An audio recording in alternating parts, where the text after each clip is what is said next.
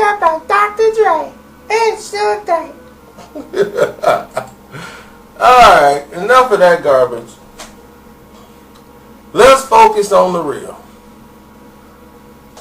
Now, they always portray michel'le as the first lady of Ruthless Records, which is ridiculous because I'm quite sure j.j.fad was the first lady of Ruthless Records. And for those who don't understand what was going on, or you just recently started hearing about j.j.fad, j.j.fad was TLC. They were TLC before TLC, except that they didn't do R&B, they rap. And they came from Rialto. Not known for their hip-hop ways, but they were serious about rapping. And they used to tell Arabian Prince, like, give us a shot. We want to get on.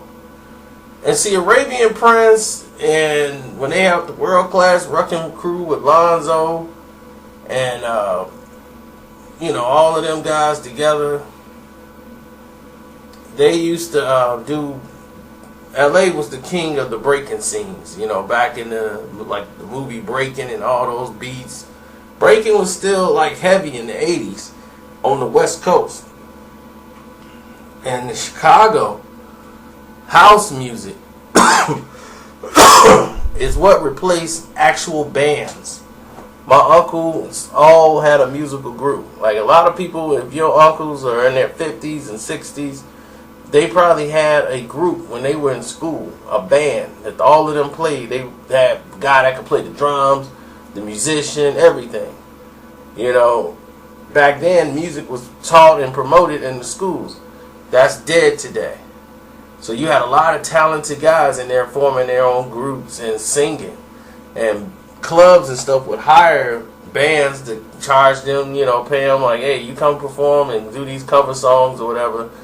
And you guys do your own steps and all that. And, we'd pay you money for that. And that used to be the thing. So my uncles and them, they had the jobs, and then on the weekends or something, they have a gig where they go out and perform and sing and do these shows. Same thing with j.j.fad. Now j.j.fad would go ahead and not only perform and do shows, they were doing just rap, like dancing and hip hop. But what happened is the turn of the music generation, as far as people were starting to hire DJs. And as the black crowd didn't want to hear live bands anymore. There's an old saying that goes, blacks like to entertain, whites like to be entertained. And they had to gravitate their music more to the whites. And white people loved it. They will pay to see you perform. Where blacks, the majority of them don't. They want to be the entertainer. They want to entertain. So the DJ replaced, plus he was a lot cheaper than having to worry about a band, all the members, setting up equipment. DJ come in, set up his booth, boom, he can go. And the people love this new energy music called house music in Chicago. It was basically called house. But it was just breaking music, basically sped up real fast. And it was the same thing. So now you have a disco rhythm to it. And in L.A., Arabian Prince was good at producing those type of songs. And then he had a song out called, what was that, Another Hoe. And Supersonic was the one that backed it. But they didn't know Another Hoe was just, that was the A-side record, but nobody really gravitated to that. They thought like, okay, this is going to be it. They going to put this on. And they had too many people in the group. They had like 4 or 5 people in the group.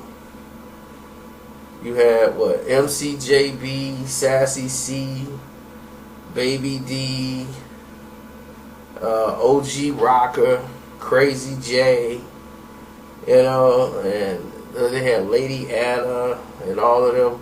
They eventually they faded out. So the group, let me see, because I know they had a falling out. Lady Anna was always complaining about the money and how they wasn't getting paid and how they supposed to be getting paid off this and all this dude doing to managers and the Arabian Prince who's supposed to be producing them, supposed to be managing them, and they didn't have proper management. So Jerry Heller got involved and helped facilitate their deal. Cause see, they was with Atlantic, the ACO, through the imprint label, and ACO liked these girls, but they had a record deal with michel'le, and that's what they did. And what they did was acquire michel'le. That's what Ruthless Record did, and they bought 2 imprints. And they was like, dude, you bought 2 like little imprints? Like, what is this doing just to get to this? Like, what do they want? So they took the song and they joined with DJ Train, who was MC Ren's, like, that was his right hand man.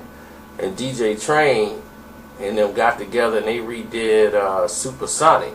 Cause that was the song people was like, hey, I like that, Supersonic.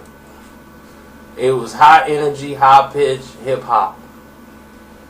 People loved it. They flipped over the song.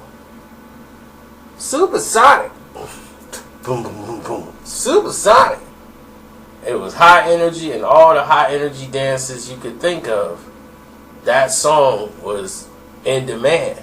And at that time, it was MC Hammer and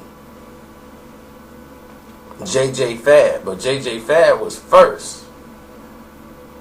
And then when they came out with Supersonic, they had a dance they did out here in the Midwest, in Michigan and Chicago, that in Michigan it was called a Schoolcraft.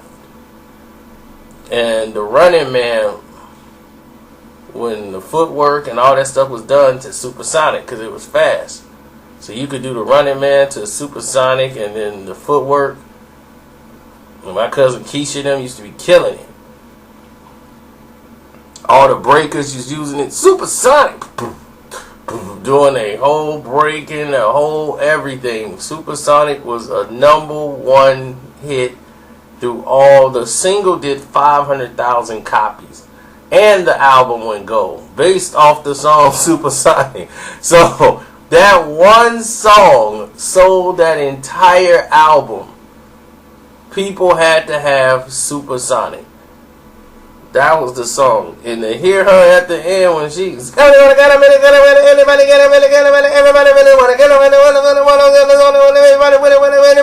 yeah, that's it.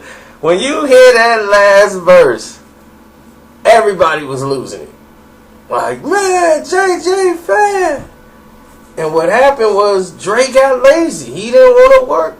He didn't want to do the album. He didn't want to work on j.j.fad no more. Because N.W.A. blew up after that. Dre had all this intention. Dre did a remix for the song. And it really, basically, Eazy-E opened up a bank account based off that album. He had never had a bank account until then. But that album helped him open up a bank account and get the things rolling for Ruthless Records. Why j.j.fad wasn't mentioned, I have no idea. Because the group, when Sassy C came along and joined the group, that was it. You know, so it was Baby D, who was 15 years old at the time, and MCJB. And then they got Sassy C, that was it. And then with Arabian Prince as the producer, they was doing alright. And Prince always, you know, he was always into that house stuff. So even on Straight Outta Compton album, that's why you got that I Wanna Dance. That one song from Arabian Prince on that. They was like, look, Prince, This is not the World Class Wrecking Crew. Everybody who likes Straight Outta Compton gets to that, like, yeah, man, that dance song, I just can't go with that. But there's some people that's in the Midwest, they love that song because they remember when they was breakdancing. You know, that was it. House music. This was the new fad, j.j.fad.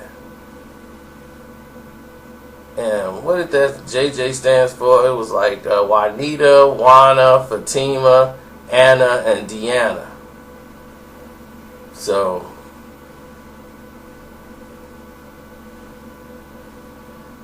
once the members of the group fell out, it came to, we're just jamming fresh and deaf. Everybody's like, what? Okay, whatever. Supersonic. Supersonic. So Supersonic, they were able to tour with MC Hammer, N.W.A, and then they came out because Dre was going through his thing, or he didn't want to do no work. Man, I don't want to do that no more. I'm working on some new stuff. And what he did was he just went ahead and started working with N.W.A, and that's where his focus was. He wasn't worried about j.j.fad no more, and they was just sitting around. So Train started doing work with him, like, look, I'm gonna help you get out and do your thing. You know, Arabian Prince started working with him and DJ Train. And then they had Yella and Prince, like, man, let's get j.j.fad out. So they came out with not just a fad. You know, so H.W.A, N.W.A, I mean, and you know, j.j.fad, those were the originals. You know, like michel'le, she came along before the album came out too, but this would launch the label when they already had a studio before she came around. They like, she was on the World Class Wrecking Crew song. Yeah, she was, but she wasn't the first lady of Ruthless Records. She was working, she did that one little song with them. So I think j.j.fad was before her time. Might not be, might be, or whatever, but I think j.j.fad was first. She might have had that one little verse she did, but other than that, she was just an errand girl bringing food, taking people's orders. And they just let her come on there and sing that one little hook, and you ain't hear nothing from her for a while. And then she was Dre's little side piece.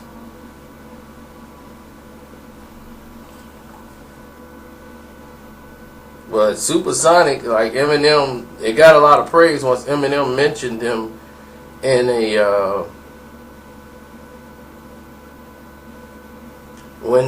mentioned him on Rap God.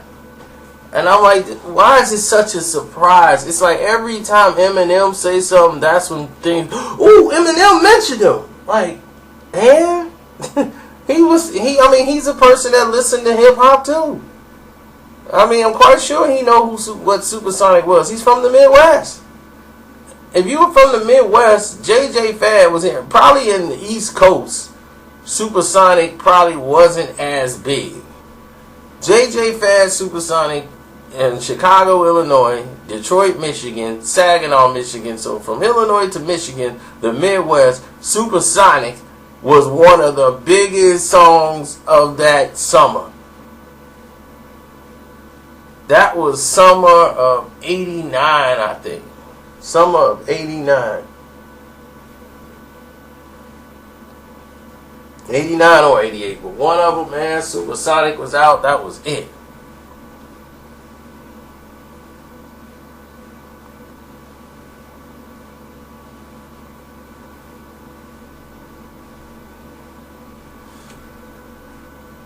So that was it, because in '94, that album, not just a fad. I had that album too, and it sucked.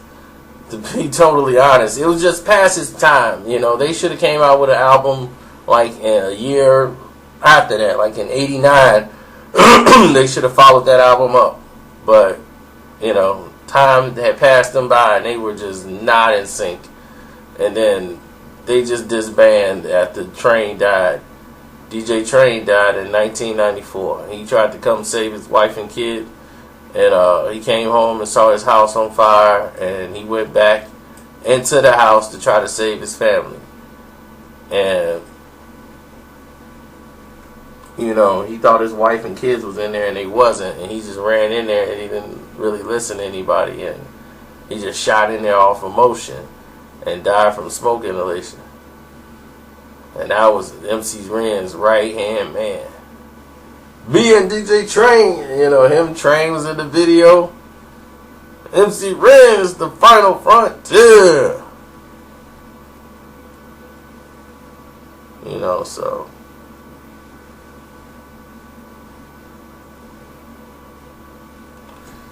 that was sad.